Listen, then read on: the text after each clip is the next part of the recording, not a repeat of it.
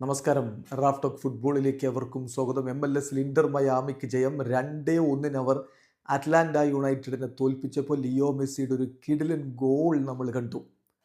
എതിരാളിയിൽ നിന്ന് പന്ത് റാഞ്ചിയെടുത്ത് പെനാൽറ്റി ബോക്സിലേക്ക് കടക്കവേ വന്ന എതിരാളിയെ ഡ്രിബിൾ ചെയ്ത് കടന്ന് മുന്നോട്ട് വന്ന ഗോൾ കീപ്പറുടെ മുകളിലൂടെ വലയിലേക്ക് മെസ്സിയുടെ കിടിലൻ ഗോൾ. പക്ഷേ ഇന്റർ മയാമിക്ക് ജയിക്കാൻ അവസാനം വരെ കാത്തിരിക്കേണ്ടി വന്നു. ഫഫ പിക്കോൾട്ടിൻ്റെ ഗോളിലാണ് അവർ പിന്നീട് വിജയം ഉറപ്പാക്കുന്നത്. എതിർ ടീമിൻ്റെ ഗോൾ കീപ്പർ ബ്രാഡ് ഗ്യൂസൻ എന്തൊരു പ്രകടനമാണ് അദ്ദേഹം നടത്തിയത്. നിരവധി സേവുകൾ നടത്തി. ഒരു പക്ഷേ അദ്ദേഹത്തിൻ്റെ മികവില്ലായിരുന്നെങ്കിൽ മെസ്സിക്ക് ഹാട്രിക് വരെ നേടാൻ കഴിയുമായിരുന്നു എന്നതാണ് യാഥാർത്ഥ്യം. ഏതായാലും 2-1 വിജയമാണ് ഇപ്പോൾ ഇന്റർ മയാമി സ്വന്തമാക്കിയിരിക്കുന്നത്. മികച്ചൊരു പോരാട്ടമാണ് അറ്റ്ലാന്റ യുണൈറ്റഡും പുറത്തെടുത്തത്. കളിയിൽ ഇന്റർ മയാമിയുടെ മുന്നേറ്റങ്ങൾ നയിച്ചുകൊണ്ട് ആദ്യ 11-ൽ ലൂയിസ് സുവാരസും ലിയോ മെസ്സിയും ഒക്കെ ഒരുമിച്ചിറങ്ങി.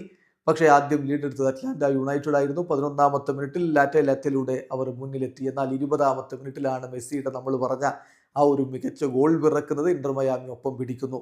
ഇടവേള സമയത്ത് മത്സരം 1-1 സമനില. രണ്ടാം പകുതിയിലും ഇരുഭാഗത്തേക്കും നീക്കങ്ങൾ ഉണ്ടായെങ്കിലും ഗോൾ മാത്രം അകന്നു നിന്നും മത്സരം സമനിലയിൽ അവസാനിക്കുമെന്ന് കരുതിയ ഘട്ടത്തിലാണ് ആൽബയുടെ അസിസ്റ്റിൽ നിന്ന് പിക്കോൾട്ടിന്റെ ഗോൾ പിറക്കുന്നത്. ആ ഗോളോടുകൂടി ഇന്റർ മയാമി വിജയം ഉറപ്പാക്കിയായിരുന്നു. ഈ മത്സരം വിജയിച്ചതോടുകൂടി ഇപ്പോൾ MLS ഈസ്റ്റേൺ കോൺഫറൻസിൽ ഇന്റർ മയാമി മുന്നോട്ട് കുതിക്കുന്ന കാഴ്ച.